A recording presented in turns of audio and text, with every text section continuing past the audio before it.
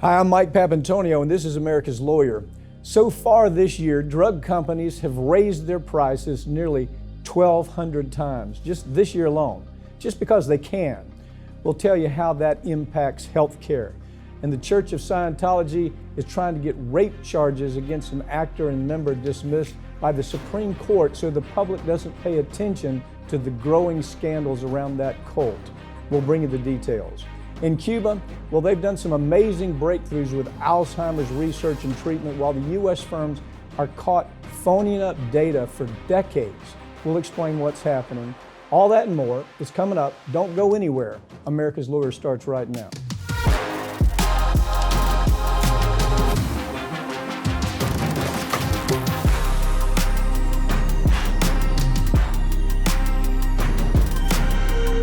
A new analysis has revealed that drug companies have raised their prices roughly 1,200 times so far just this year. Ring of Fire's Farron Cousins joins me to talk about what's happening and many other issues. Farron, when you hear those kinds of numbers, you go, how in the world does it happen? Well, obviously it happens because we have a government that won't do what they're supposed to do because they're getting so much money in political contributions. The political, let's see, it's the weapons industry and then the pharma industry. Yeah, the highest. And what's disturbing about this, when you break that number down even more, 1,200 so far this year in the first 6 months, we're talking about 3 times per day, every day, weekends included. They don't take holidays, but 3 times a day, one drug in the United States is seeing its price being raised. So every 8 hours, Big Pharma is raising the prices on at least one drug here in the United States. Let me give you some examples. Pfizer with the leukemia drug, it's a life-saving drug, and it's $21,000 per vial. And Congress, for decades now, has done nothing about it. We're starting to see some activity now, but even what they're coming up with right now doesn't solve the problem. Congress is saying, well, we're coming here to fix the prices. No, they're not. If this bill passes that they're talking about, all it does is it allows Medicare to negotiate. That's it. No other insurance entity can negotiate with these prices. Right, and what's going to happen as a result of that is that the drug companies will just raise the prices even more for people with private insurance or no insurance to make up the difference. So while it is good, obviously, that we're doing something about it, it certainly is not enough because, again, with Medicare, you're talking about the 65 and older crowd. You're going to see, possibly if this ever passes, which it probably won't, you're going to see some reduction on some of the drugs as long as they've been out on the market, 11 years at this point. And the markups, the really bad ones, are usually with those blockbuster brand new drugs, which can run yearly doses when they first roll out, hundreds of thousands a year. Okay, GSK, for example, has a lupus drug. They charge $4,000. $4,000 every time you get a prescription for this lupus drug. They have been on the market a long time. They have been one of the examples that's been in front of Congress. Pfizer, Merck, all these companies, they've seen where there's been, 2,000% markups on these drugs. Yep. That's all been presented to Congress for decades now. And the most of decades that this Congress is willing to say is, well, we're going to allow Medicare to negotiate, but they can't negotiate if the drug hasn't been on the market for 11 years or if it's a newly approved drug that can kill people just the same as any other drug. They can charge whatever they want. This is not going to solve the problem. Right, and the drug companies tell us, well, we do this because we got to recoup research and development costs. The bulk of the spending on new drugs in the United States is actually spent on advertising, not on research and development, where 75 or more % of it... 80%. 80% is for advertising. Well, and about 75 to 80% of the funding for the research itself comes from taxpayers. So, as I always say, we pay for our drugs twice. We pay for it with our tax dollars, and we pay for it at the pharmacy. Nevertheless, everybody just rocks on like there's no problem here at Congress. Yeah, we'll take your political money. That's what it's about. CEO pay is now 324 times higher than the average worker pay. One of the largest gaps to ever hit us in American history. For example, there's examples all over. Andrew Jassy, you know what his CEO pay was last year? $212 million. it was almost 7,000 times higher than what the workers are getting. That's the state of American capitalism right now. And this is happening at companies like Amazon, Netflix, what are some, Expedia, JP Morgan, Intel, Etsy, Adobe, Apple, all of the big name companies that people recognize. They are screwing over their workers, is the only way to put it, while giving themselves hundreds of times more than what they're paying these workers. And I will point out, you and I been doing stories on this for, God, almost 2 decades. And back then it was about 213 times what the CEO made compared to the worker. And at that time we were talking about how horrendous this was. Well, now we're up to 324 times. Yeah, well, here's what's interesting. The average salary for a CEO, what do you think it is? Well, $18 million, the average salary. Now, it doesn't make any difference if the company is on the ropes financially. It doesn't make any difference whether they're doing a terrible, Netflix, for example, my God, they're losing subscribers in droves. Nevertheless, this guy's paid $40 million a year to run Netflix. So, I mean, there's no rhyme or reason to it. It's not as if we're going to give these CEOs more money and we're going to do better. It doesn't work like that. The CEO has control over the board.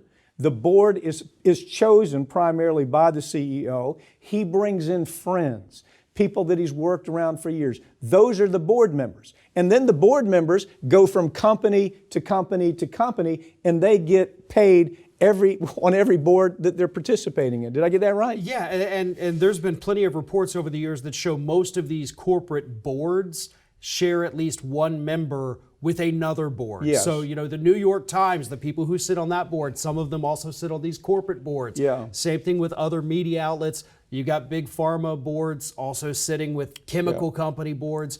And at the same time, we're watching this skyrocketing CEO pay. Average worker wages have actually gone down 2.4%. adjusted for inflation in the last year. That issue about boards, there's finding that these boards are now heavily loaded with media magnates, the moguls.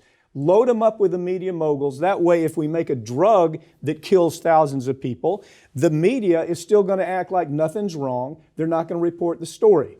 If it's a weapons issue, you're going to have the media behind trying to promote wars like the war in Ukraine. My God, it looks like you turn on the media every day, it looks like a celebration that we're in war, that we're involved with Ukraine. So, I mean, these board members, it's very politically astute to do what they've done, and it's killing literally killing American consumers. Amazon is getting into the healthcare business by purchasing a group of medical clinics. Whoa.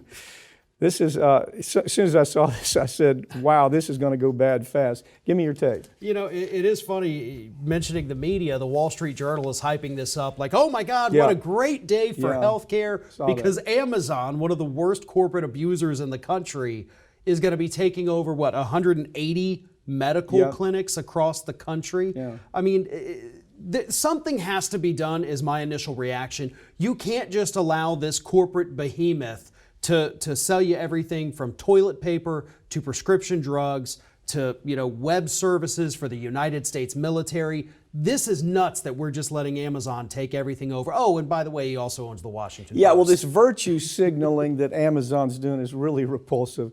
Their virtue signaling is, well, we want to reinvent medical care because the elderly aren't getting their medical care they need, and our employees aren't getting the medical care they need. You think? Because you're not providing it. But at any rate, what they want to do, it's all about tying in to that $4 trillion health care. That's what's spent in healthcare every year, $4 trillion. That's what it's all about. So, as you said, 180 medical offices, 25 U.S. markets going to be affected by it. For 8,000 companies. They're going to be looking to bring in 8,000 companies into their umbrella to where they say, we'll take care of your employees, the same way we take care of our employees. Yeah, and what's crazy is the relatively low purchase price of this, $3 billion. I mean, for a company that's worth hundreds of billions, you're paying $3 billion to tap into the $4 trillion market. It's going to be a wonderful return on investment for Amazon shareholders. But for everybody else, it's going to degrade the quality of health care, and it's going to put more people, most likely, getting prescriptions they don't need. So Amazon, who apparently 3 years ago got into the prescription drug market, can sell them their drugs right to their door in an hour. Yeah, this is nothing but a train wreck ready to happen. The Church of Scientology is desperate to prevent the public from learning about their dirtiest secrets, and there are a lot of them. Every time I look at a Scientology story, my first reaction is, A, what in the world are we doing giving them a tax break for a cult? It is a cult of crazy people. That's what we have here. So what's their latest thing now? You've got Danny Masterson, who most people recognize from that 70s show. A couple years ago was arrested. Multiple women accused him of rape. So he is awaiting charges. But the Church of Scientology says, well, hold up now. Because the women who have accused him were also in Scientology. They're no longer in Scientology. And we have a very strict policy that says if you accuse anybody of anything, you have to go to our arbitrators. So you cannot sue him in court. You cannot file these criminal charges. You have to go to basically the judge of Scientology. Arbitration. Yeah. We want you to come before our judge because that's what you signed up for. And let me tell you something. If the Supreme Court allows this, it busts open the idea of arbitration. Arbitration has already taken away people's rights. But if SCOTUS says, yeah, you sign that, we're going to allow the Scientology judges to determine what happens here. That is absolutely terrifying because, as you pointed out, we already have other countries. Actually, Russia led the way on this, saying we're not going to recognize you as an actual religion anymore because you're not legitimate. There's nothing religious about you. This is, as Russia defined it, this is a cult. It's absolutely a cult. Well, I mean, let's call it what it is. You had L. Ron Hubbard, which the guy was pursued all over the world for fraud, wire fraud, every kind of fraud you can imagine. L. Ron Hubbard had to live his life on a ship. His ship was his headquarters where he sailed all around the world because he was a fraud. And what I think is most interesting is the headquarters, the biggest headquarters is Hemet, California. If you look at why did you go to California? Well, because we thought we could get a lot of people in our cult in California. That seems to be true. As I look at this story, did you see the thing with the E-meter? I'm familiar with those. The E-meter is this electric testing that they bring in people like Lee Remini, who has the TV show. Yeah. She left the cult. She's the one that's exposing the cult for all the crazies that are out there. But the E-meter is a way that they would put you with an E-meter and you would have an auditor, and the auditor tests your skin, and the auditor then makes up ideas of what you're thinking about. You're thinking about leaving Scientology. You're thinking about this. And these people are so damn impressionable when they're tested that they walk out of there thinking, oh my God, I have all of these problems. And then if the E-meter doesn't go well, then they put them in the hole. The hole is a place where it's a place of punishment, where they keep them there until they come around and be a good Scientologist. Well, people love to compare the U.S. government to Big Brother from 1984, but what you're describing here is literally from 1984, putting people in these little torture chambers until they believe the things that they are supposed to believe. And it goes far beyond just this Danny Masterson rape case with the Church of Scientology. There's some great law firms out there that are representing victims who claim that they were recruited as children, trafficked basically, and forced to work slave labor on some of these, the boats that you're talking about, getting into engine tanks without any protective gear and scrubbing it at 6 years old. Yeah, Farron, I had to learn a lot about them because we clients would call us, one in particular, one client called, she had St. Clearwater, Florida, they have a big Scientology organization, and she was held captive, could not leave the building. Her family couldn't get her out of there. Her lawyers couldn't get her out of there. Held captives. And, the truth is, part of being held captive is they take all the person's assets too. They tell the person, you may not communicate with anybody who is not part of our Scientology organization. That happened to this woman. All of her assets were stolen from her. She was put in this confinement in place right there in St. Petersburg. And what they would do is they actually have monitors that follow these people around even on the grounds. They have locked doors, places they can't go.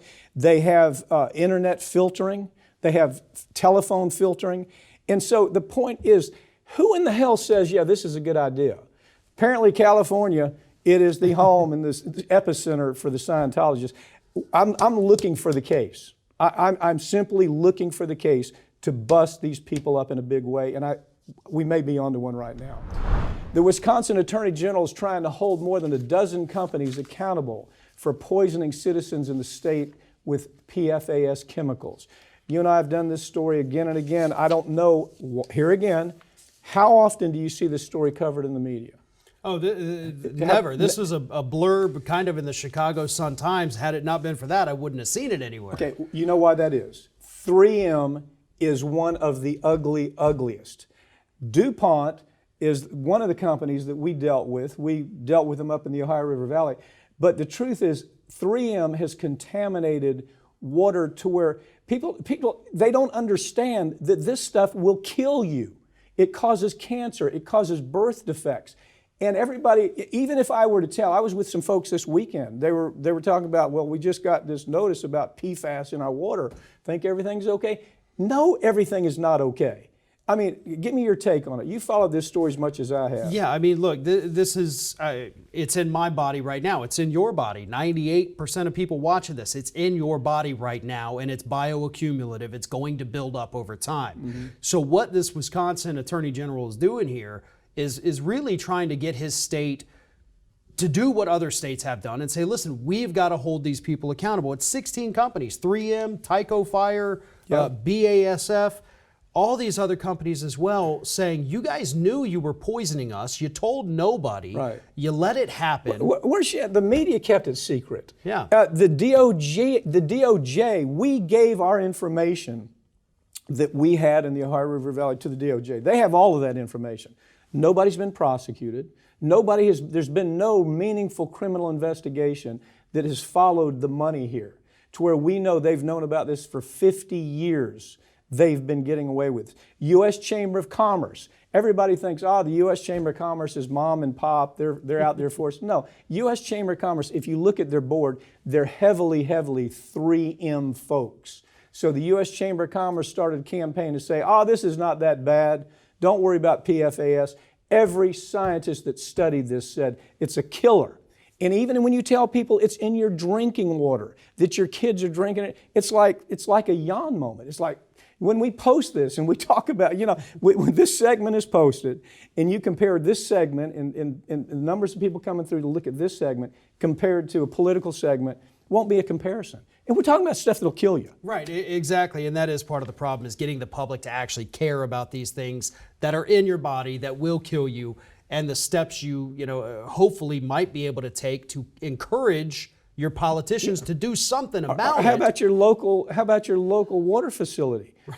Demand, I want to see how much PFAS is in our water. I mean, a lot of this stuff goes undisclosed. Yeah, and that's what people need to do. You have to take action because your life could be at stake. Oh, there's no question. The United States is falling dangerously behind in medical research as other companies make tremendous progress.